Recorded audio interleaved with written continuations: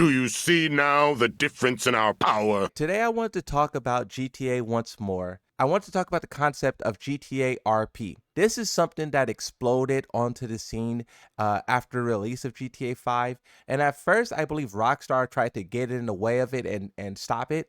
But after seeing how just like explosive it is and how it also kind of kept the game alive, Rockstar eventually was like, wait, we could turn this into something for our advantage. And I think the biggest server at the time, I think all of those guys got hired as Rockstar developers, like they're official developers, right?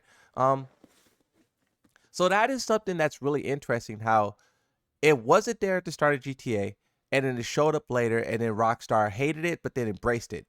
But my thing is that RP has continued to evolve. And a lot of the GTA like content creators and just casual people or whatnot, streamers and whatnot, they have RP servers and they make a fortune. There's one guy on YouTube that I watched like 2 or 3 of his videos. He was talking about how a lot of them are pay to win. You pay a bunch of money to whoever, whichever streamer or content creator has the server, and then you get like a lot of stuff. You get like a lot of bonuses stuff, right?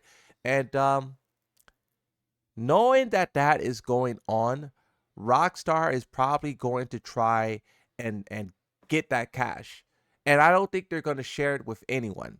I This is my theory. This is just my theory, but the people that Rockstar hired, I think they are going to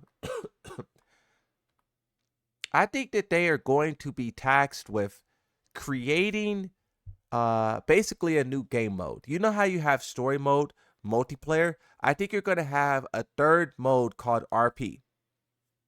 And I don't think no one else will be able to have their own RP servers that they created. I think if you try to create them through workarounds, you're gonna get cease and desist. I think if you try to like host them, you won't get any profits. They probably will let you like host it and name it and have it, but I don't think you'll get any profits. I think once that system is established, I think all of the money and cash will go to Rockstar, and all the other content creators and whatnot will no longer be able to make that source of revenue. That's just what I think is going to happen. The reason why is because it's Rockstar. Rockstar. Why would they share the profits with creators when they don't have to? Yes, we would want them to, but who's going to force them to? So that's my prediction is that this new trend of RP showed up with GTA 5, and with GTA 5 they really couldn't like overhaul their game and add some brand new thing in like that. They had to first go to people and hire them to figure out how they did it. And then once they figured out how they did it, now we're talking about GTA 6 in the future. And when that hit, that's when they will um kind of like do that. So that's my prediction. I think everyone who's doing GTA RP and GTA 5, I think that's like going to come to an end. I could be very much wrong, and Rockstar would let people continue to host their own servers and make their own money off of it.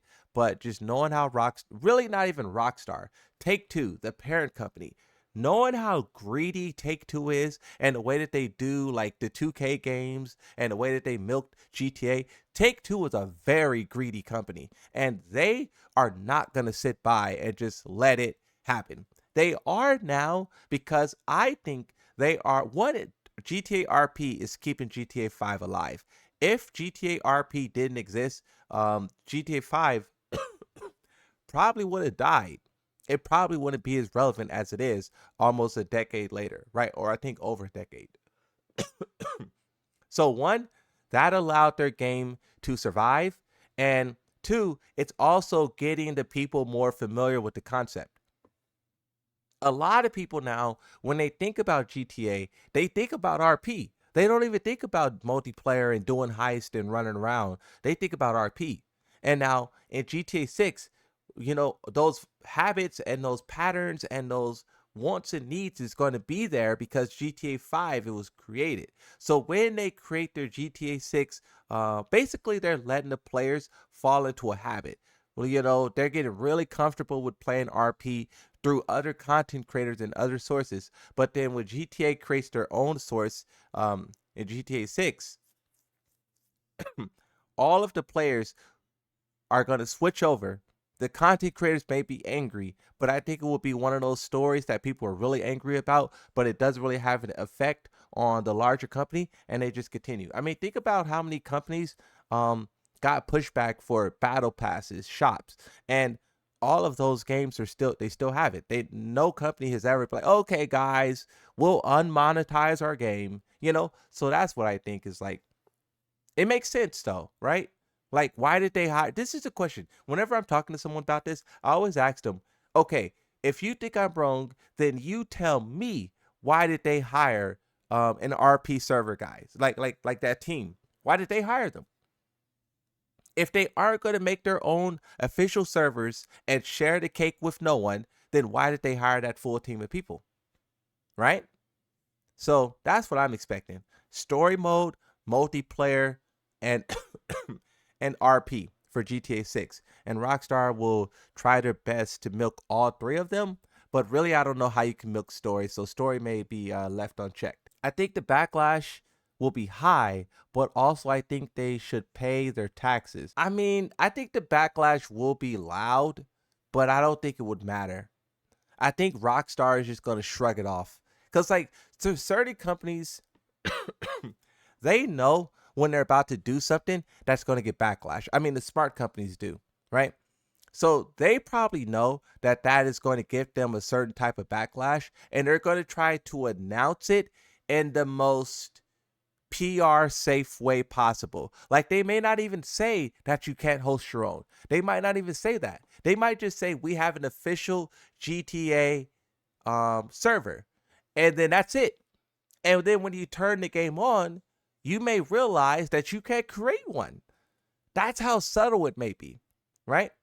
And then when someone does try to create their own through mods or whatever they do, then you're going to see a cease and desist. GTA is the top view game on Twitch for a reason. What other games you know pay them? I I hope I'm wrong though. I do hope I'm wrong. I hope that GTA, Rockstar, Take Two isn't that greedy to where they would like take um something that the creators built, that the streamers built, content creators built, right? They kind of created this new game mode, this new idea, and they used it to like enhance their content and also enhance the game. So if the company swooped in and took that from everyone and then also took their monetization, it would be a terrible thing. But that's just kind of what companies do. That's just kind of how gaming is, right? And I hope that's not what they're planning to do, but I think they should pay the middleman. I mean, you could do it that way, right? In a in a in a in a in a perfect world, a utopia, Rockstar would allow content creators to set up their own servers, maybe even help them, assist them by putting like, random players who are queuing up into, their server, fill it up, and then they would split the profits, right? You could go like a YouTube route, 70-30, 80-20, 50-50. That would be like a utopia where they let other people create servers alongside the official Rockstar, and then Rockstar pumps players into all of them and kind of split the money. Saying that sounds less realistic than what I said, but that's it. Thanks for watching.